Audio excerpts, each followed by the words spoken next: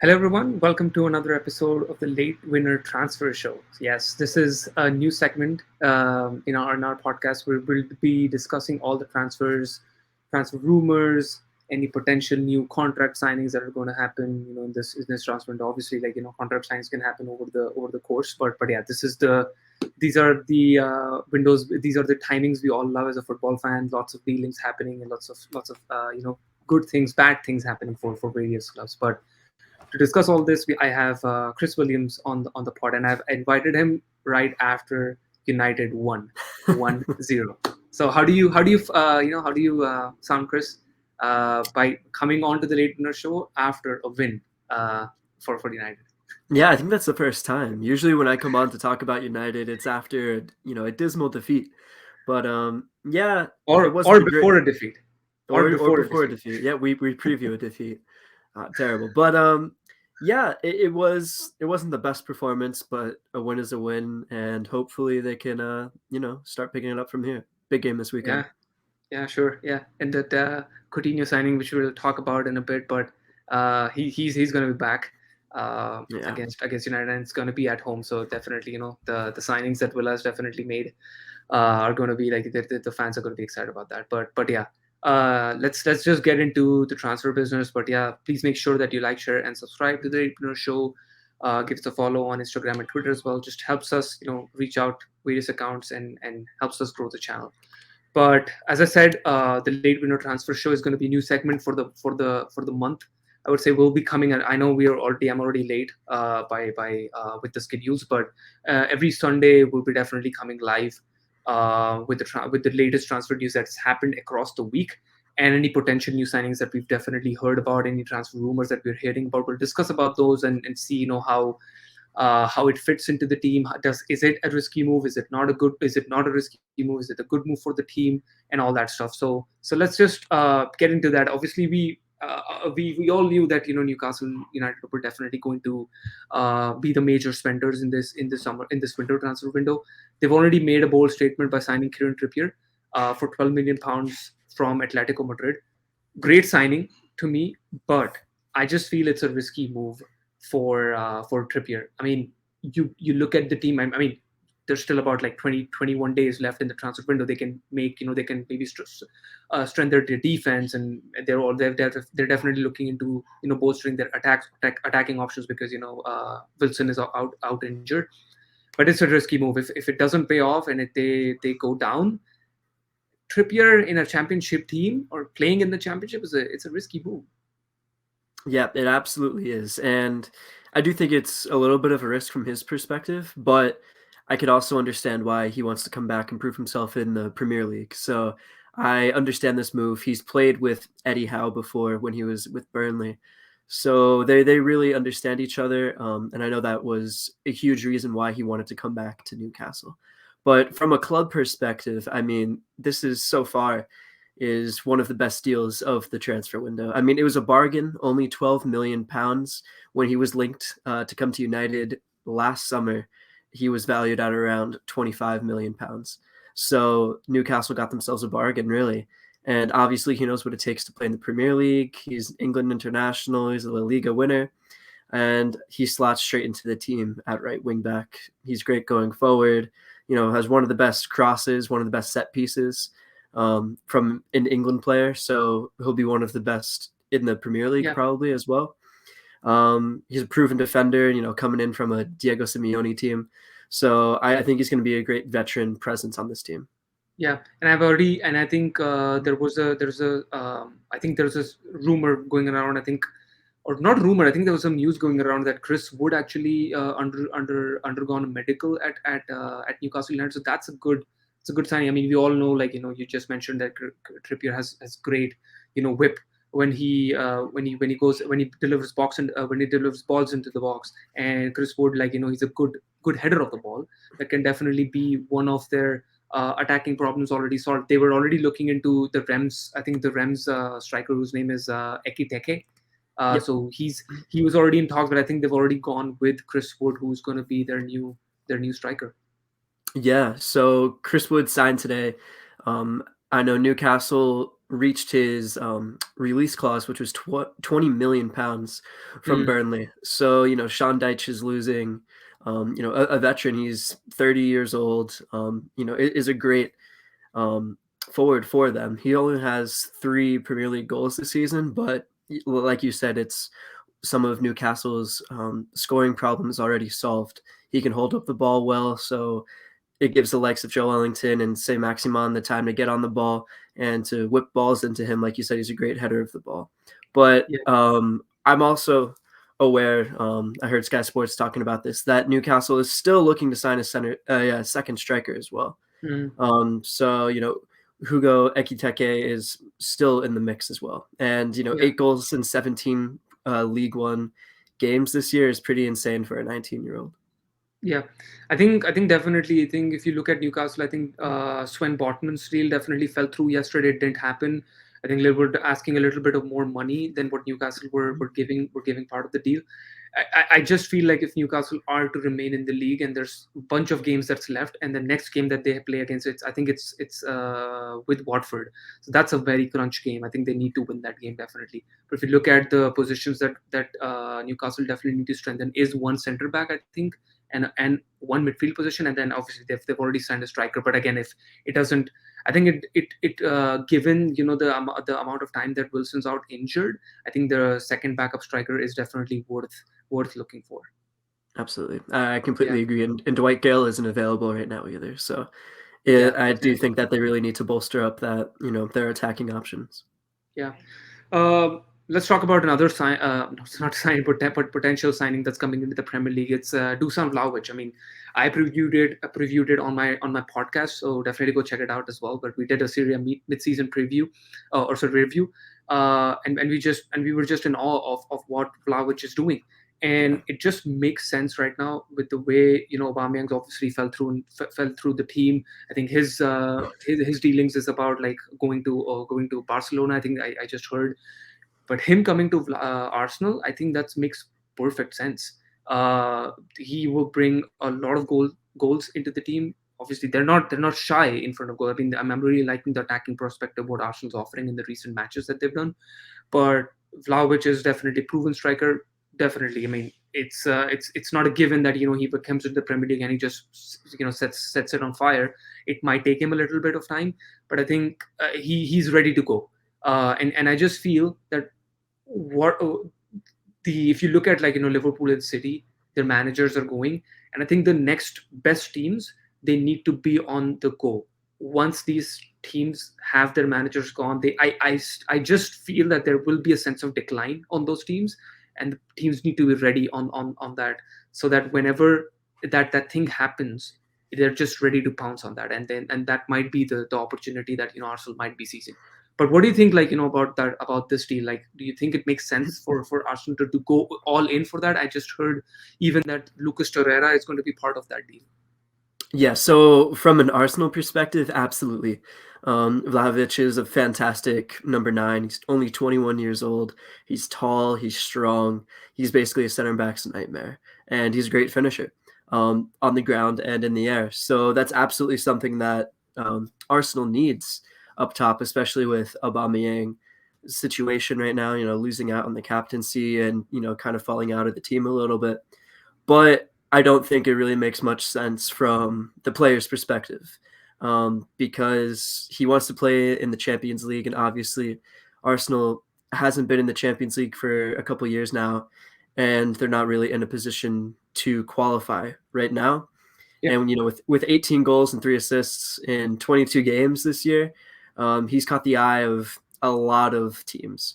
Um, I know Sky Sports said today that he isn't keen on a move to Arsenal, but Fiorentina would be willing to let him leave for 55 million euros, and Lucas Torreira included, yeah, which would, I think, be a bargain for Arsenal, and he would absolutely score some goals. And yeah, I think he'd be a great fit in the Premier League, and it would be a league that he likes to prove himself in. But yeah. What? ideally, Fiorentina would probably want more money, and I think he'd like to wait and assess his options because he's caught the eye of a lot of bigger clubs than Yeah. Arsenal right now, who are in a better position of winning more than Arsenal is right now. Yeah. One more reason that I just feel that this might happen is also because Torreira is already on loan at Fiorentina.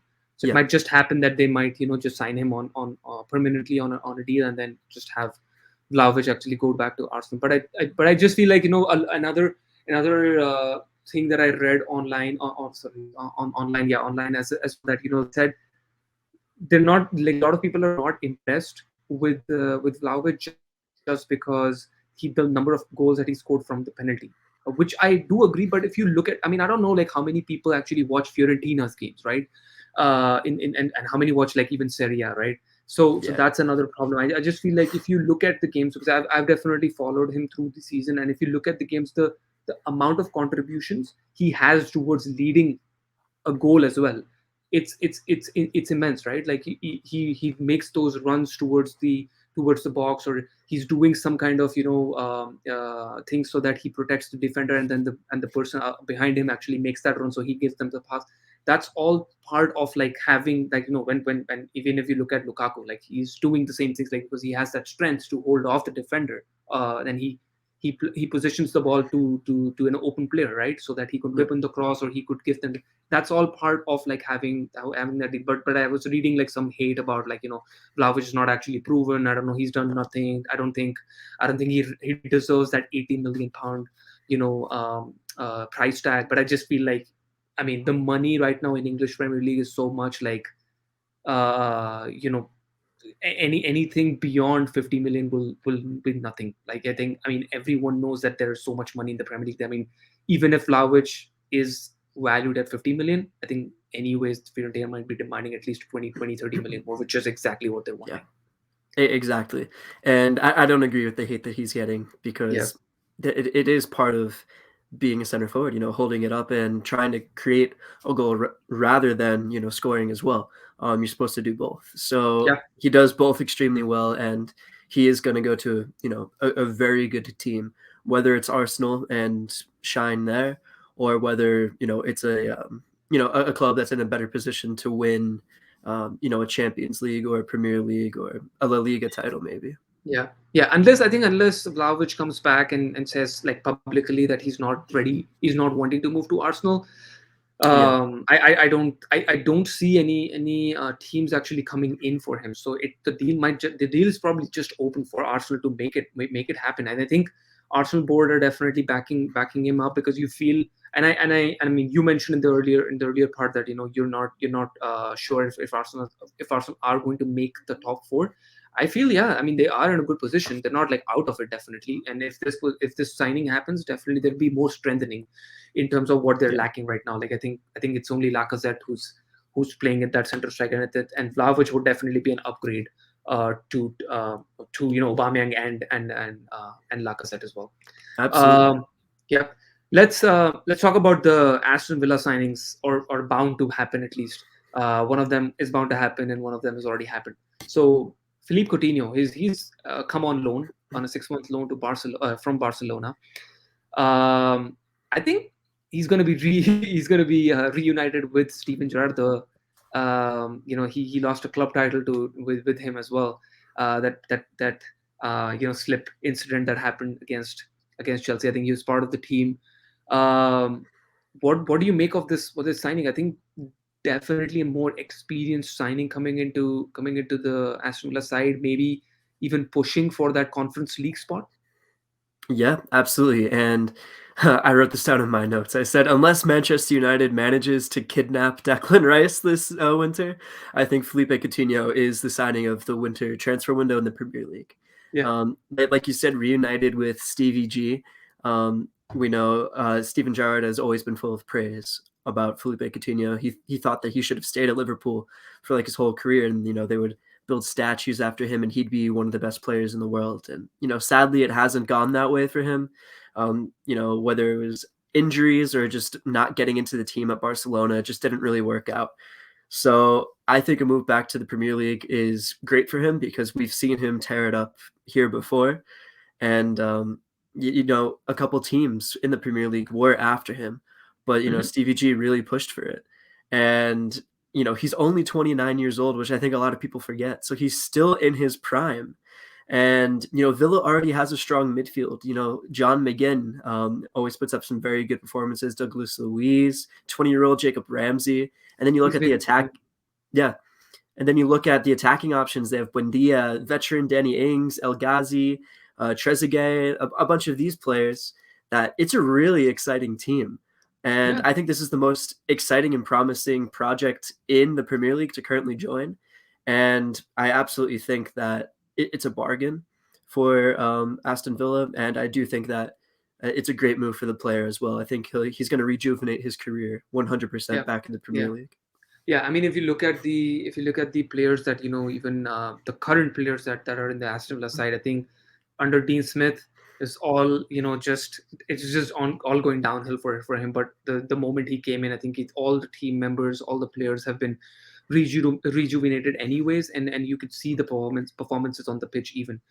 I just feel like even if you look at the signing that they made in summer, Leon Bailey, I think that's where Coutinho might play on the left wing side. That I just feel that that's where he might play. But yeah, you mentioned already the midfield.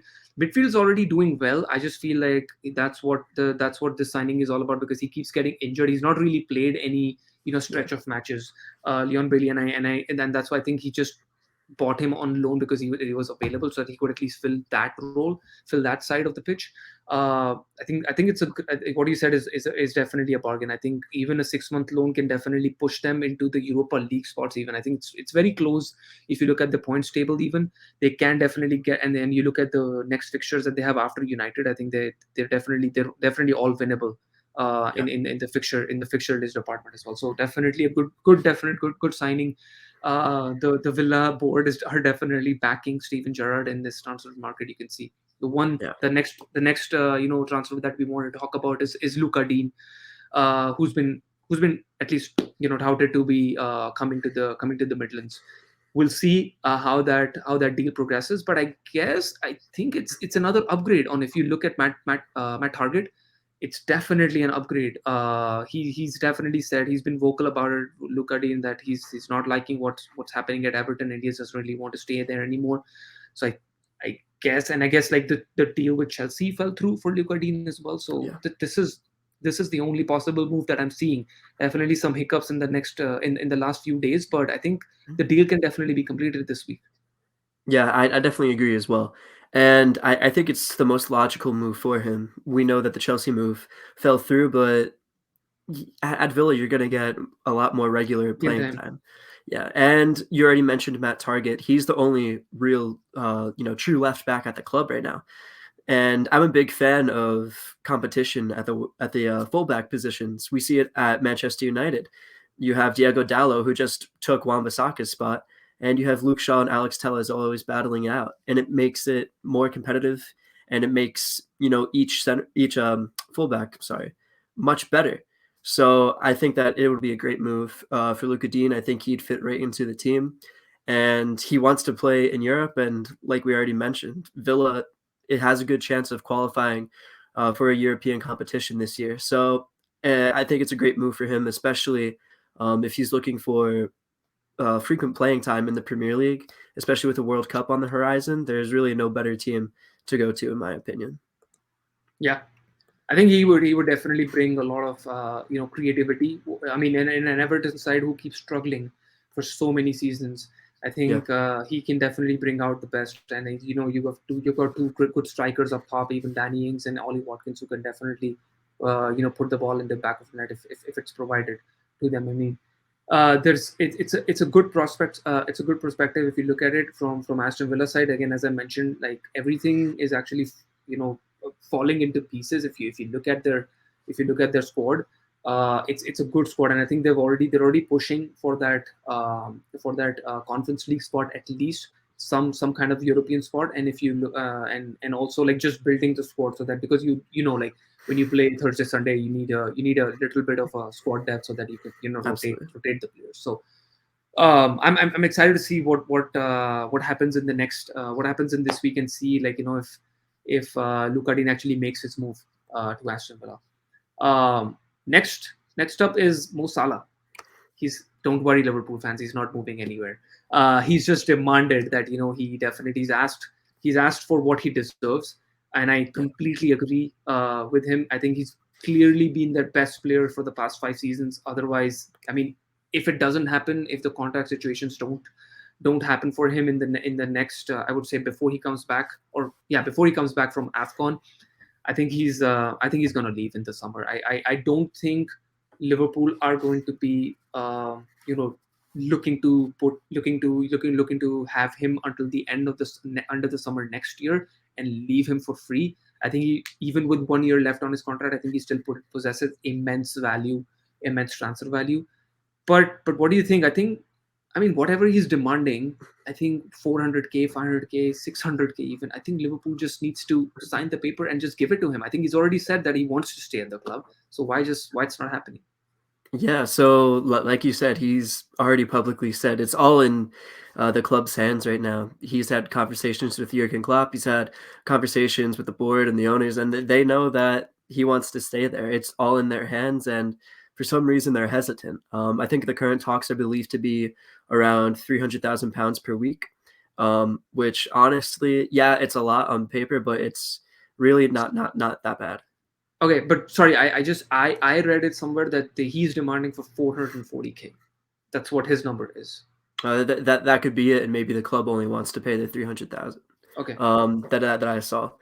But yeah, I do think that Liverpool might be a little bit worried about having an aging team in the coming years and having to deal with that, with contracts running out and players, entering the twilights of their career.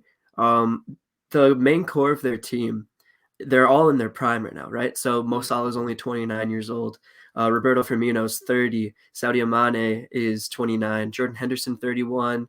Thiago's 30. Van Dijk is 30. Fabinho's 28. So you have a bunch of players entering, the end of their prime, or just in the height of their prime right now. And in the coming years, you're gonna have to deal with that somehow. Maybe even this summer if you want to freshen up the team. And if Mo Salah is asking for too much in Liverpool's eyes, then maybe they see that as hindering, future business. But I totally agree with you.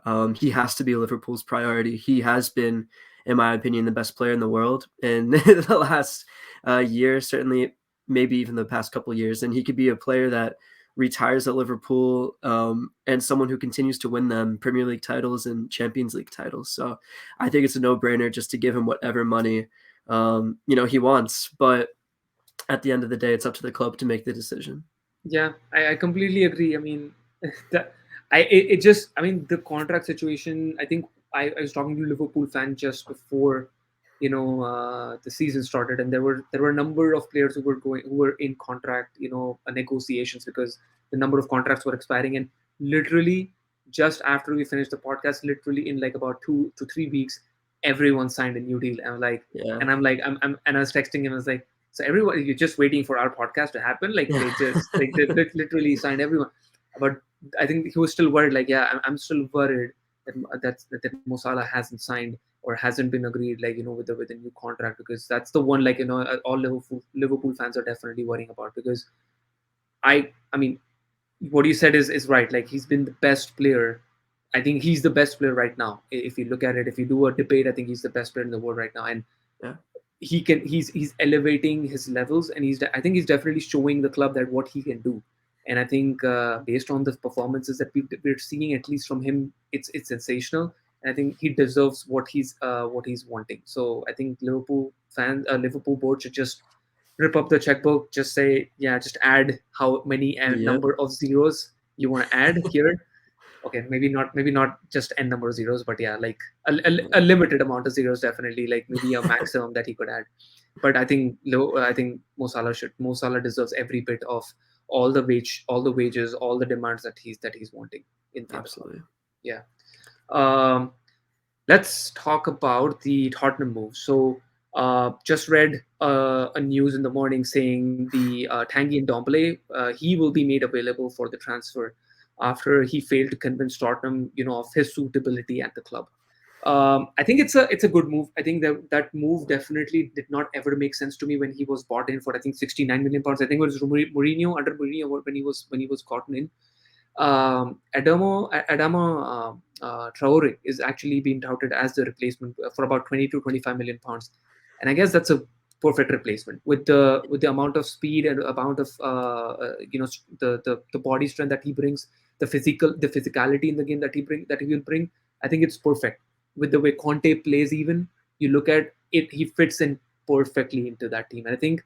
But what do you think about that transfer if it happens? Because this is just a rumor. It's not still developed into anything.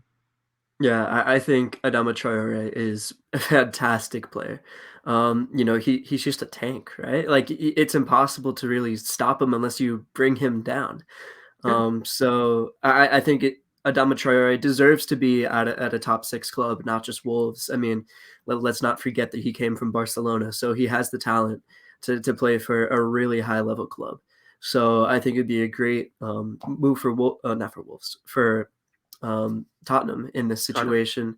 And yeah, like we were saying about Ndombele, he just really hasn't made too much of an impact. Like you said, he was brought in for I think like 63 million pounds from Lyon in 2019, and he just hasn't really done much. He's not happy. He has 3.5 years still left on his contract, and apparently Spanish and Italian clubs are already in contact with Spurs about it. So at this rate, I just say let him leave, and maybe he'll be able to rejuvenate his career because he's only 25 years old. He is still very relatively young for a footballer. So I say let him go and see what he can do, abroad, and then bring in the likes of Adama Traore and see what he can do for a top six club. I'd be really interested to see what he can do under Antonio Conte. Yeah, I mean, even if you look at this summer transfer window that happened, even what was his name? Nuno. Yeah, I mean, I mean, even at that time, I think he was being rumored to come in, and because he was already an ex-Wolves manager, and I think he was liking the prospect of having Adama play at Tottenham. What you yeah, said, completely agree with that, right? Like I think he will he with the way Tottenham play even currently. I think it fits perfectly. It'll give some rest even to the likes of Mora and sorry, Son. Right yeah, now it's just there is no replacement in the squad is just it's literally the playing 11 that plays right now is what they have to play week in week out. They don't really have a bench strength, if I might call that.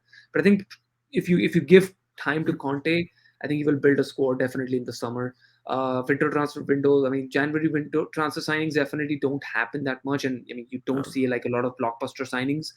Maybe here and there, a couple of signings here and there, but that's what happens in the January transfer window. But I'm definitely looking forward to it and see how the story develops. If it happens, I think it'll be what you said. It'll be a great move for Tottenham. We do have time for one more rumor that we want to talk about, and definitely that's an important one for the Chelsea fans. Antonio Rudiger, we all know his contract's expiring in the in the summer, and he's been linked with like various clubs. I think yeah. even United were linked to him in recently, and Bayern Munich, PSG, Real Madrid, Barcelona, you name it. I think he's been playing at a very high level. To be very honest, I think definitely the defensive structure has definitely dropped for Chelsea in the last few games. If you look about it, but for the first 9 to 10, 11 games, I think they were pretty solid. I think they conceded about like four goals. I think in that 11 games. So definitely on the he's a high price player. He's definitely in the Yeah. market. He's definitely out. I think what I read at least, he's definitely said that he doesn't fancy a move to PSG. The more he's talking about it, he's preferring a move to Real Madrid. And if you look about it, Real Madrid's chances, they're all going. They're all like just going to be free transfers. It just looks like it. Even just recently, I read like about a couple of hours ago that Modric has actually agreed to sign an extension, but he's not signed it. And now Tottenham are actually willing. Tottenham are actually going in for Modric to come back and retire Wow. at Spurs. So I mean, various things are happening at Real Madrid, and I think for Perez, if you look at it, he's definitely said out publicly that he wants to bring back the eras of of the Galacticos, and has definitely based on the based on the signings that we're looking at, I think he's definitely going for it. Like Mbappe, definitely we know, Haaland, and then now Rudiger. So and even Kessie, I think Kessie was also doubted. So And I think with the money problems that are going on in Spain, I think this is how it has to happen. All it has to happen like with one player that they're going to sign with the release clause and all that stuff, but everything has to be a free transfer, and this fits Yeah. perfectly for them. Yeah, and I think the way Real Madrid is doing business right now is very smart, like you've said. And I would, if I was Antonio Rudiger, I would prefer to go to Real Madrid than PSG. That's just my own personal opinion. We've seen PSG kind of struggle, which is kind of sad to say when you have Messi, Neymar, and Mbappe playing together, and so many other talented players. But um, Real Madrid, they're not even in a rebuilding process. I was going to say they're rebuilding, but they're not. It's just Cristiano Ronaldo's not there anymore. They've moved on. Sergio Ramos, and they're rebuilding into a very good squad. They have Camavinga. Vinicius has really shown this season how good that he is, and yeah, I think if you bring in another center back, to kind of replace that void that Sergio Ramos left, he'd fit in very well there, Antonio Rudiger, and maybe they could even sign Haaland this summer. Everyone's talking about Mbappe to Real Madrid, so I don't think there's a more promising team or project in the world to go to this summer than Real Madrid. If they sign Mbappe, Haaland, or if they somehow find a way to sign both of them, Yeah, yeah, they'll be touted to win every title under the sun. They might even qualify for the actual World Cup. Um, but yeah, I think that should be the club he goes to. But I know that PSG, they obviously have money and they're willing to pay more than Real Madrid would offer. But if you're going to win titles and you want to go to compete while you're still in the prime of your career, I don't think there's any better club to go to than Real Madrid. yeah. Awesome. I think that's awesome. We'll definitely conclude here. I think there were a couple of more that we want to talk about, but obviously I think we'll leave it here, and maybe discuss that next week, and Yeah, see how those stories develop. Even because there's a bunch of games that are going to happen, and there's obviously the transfer news in this transfer window definitely doesn't stop.